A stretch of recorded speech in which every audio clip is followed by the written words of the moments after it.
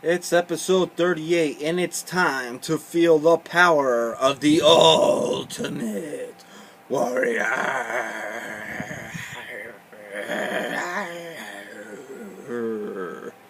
You gotta get that Walking Dead walker noise in there, because the Warrior always threw it in there whenever he was cutting a promo.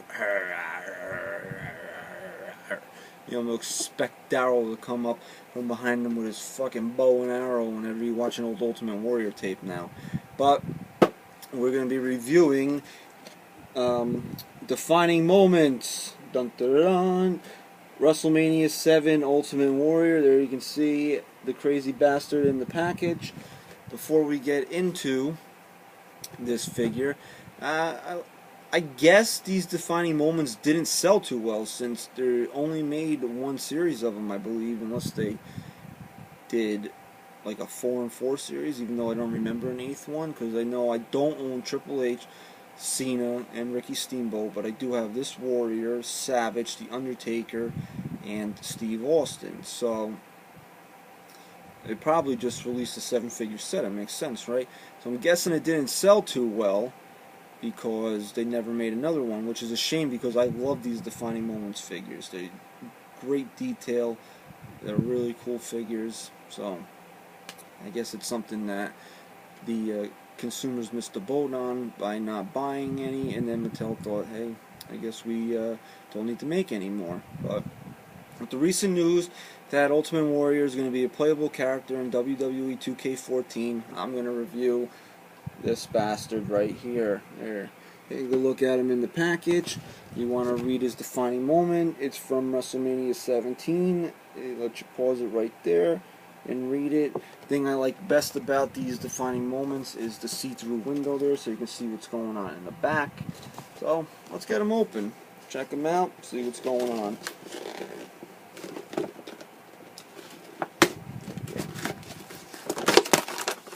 See, I'm guessing that initially they didn't sell too well in retail, because some of the prices on some of these figures, like on eBay and Amazon, are pretty astronomical, like 50, 60, 70 bucks for some of these, which is a lot for a figure. You know, a figure that you would figure wouldn't have any demand. So I guess there's some demand after they were released and they are discontinued by Mattel. But they are great figures, and if you can find them at good prices, and you're fans of the superstars that are... Okay, look at the shit I have to deal with when I'm trying to take out these fucking figures. Unbelievable.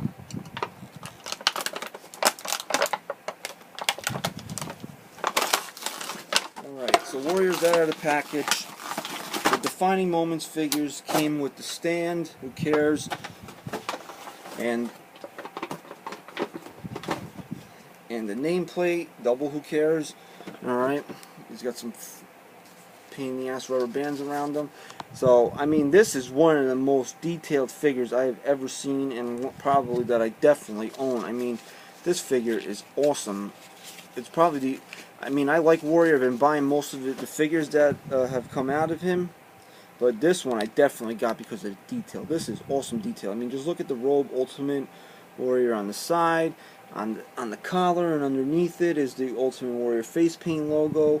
He's got the tassels going on. He's got some cool color schemes on the wristband.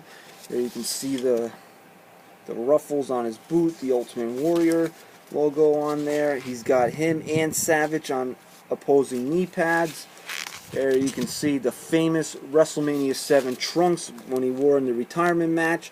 It means much more than this. There you can see on the front, he's got a picture of himself and a picture of Randy Savage.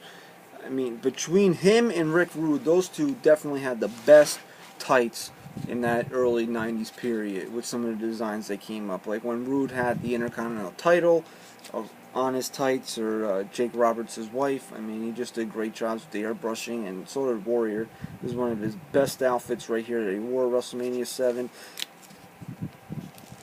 The face scan isn't great compared to other Warrior figures, but it's decent enough that it's not going to hinder from the overall greatness of this figure. And these Defining Moments figures are elite articulated, so you have the chest joint, all the articulation you would expect from a elite figure. I'm sorry, I'm just checking out some of the detail. I mean, look at that. Warrior and Savage on the back of the coat facing off. Both are wearing the WWF Championship belt. There you can see the Warrior logo there. I like this detail, and I would consider not wearing the coat just because of it, but I think the coat absolutely makes this figure. This is one awesome figure. If you like highly detailed figures with a lot of colors that are going to stand out amongst other figures in your collection, this is definitely a guy for you. This is a great Ultimate Warrior figure. And let's just stand them up next to the Defining Moments Savage. There you can see them squaring off in one of the greatest WrestleMania bouts of all time. This is Savage's WrestleMania 7 attire. We've reviewed this on this channel before. Here's Warrior. Ow! The body slam, and here he comes. 1, 2, 3, 1,000, and the Warrior kicks out. Hey, that was the one drawback in an otherwise excellent wrestling bout with a lot of drama, just everything you'd want in a big-time bout. Randy Savage hit 5. Did I say it 5 times? But if I didn't, 5 flying elbow drops, and the Warrior kicked out. I mean, I can understand, like in WrestleMania 5, there's that number again. When he hit 1 and Hogan kicked out, I get that. It's been a part of WWE's formula for years, where in big matches, guys kick out of each other's finishers. But 5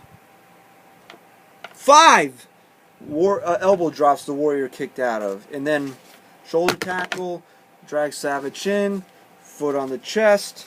Let's reenact it. Foot on shoulder tackle, foot on the chest. Savage retired, ended up winning the WWE title the next year at WrestleMania, while the Warrior was doing whatever the hell is that the Warrior does.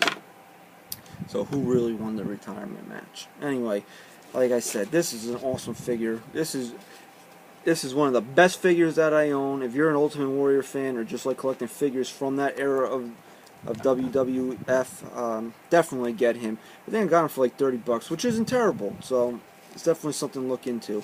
So that is going to wrap up episode 38. I'm going to Moe's Tavern to have a drink. You guys have a good night.